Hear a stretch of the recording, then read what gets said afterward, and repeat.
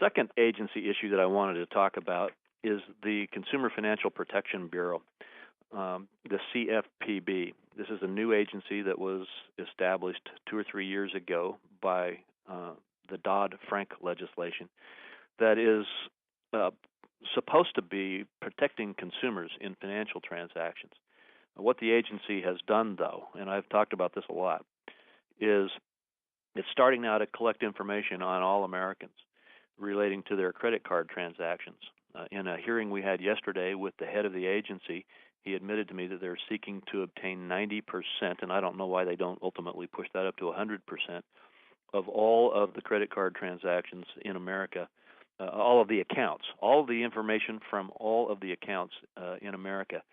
And just to give you some numbers, there are about a billion credit card accounts in America among all of the different agencies and card companies and persons who have multiple credit cards.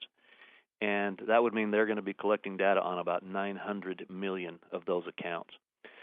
They have said that they are only going to collect general data and that they will not know whose account they are looking at, and that they just want to kind of study trends.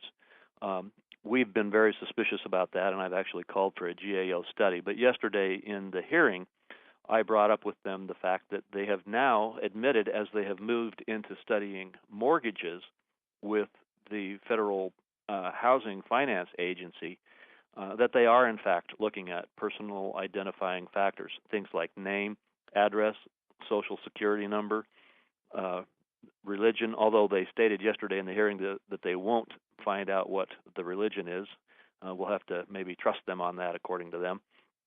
And the list goes on, even down to something which they call life events of the persons who are involved with the mortgages.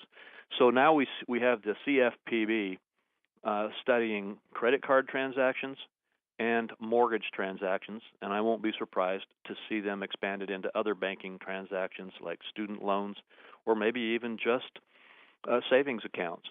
The problem is that we have an agency that is dedicated to collecting data on Americans at a level that I think is alarming and is a huge invasion of privacy. And I hope more and more Americans become aware of this, because I don't see why the federal government needs to know what book you or I purchased on Amazon last week, and I don't see why they need to have this kind of phenomenal data bank collected on Americans.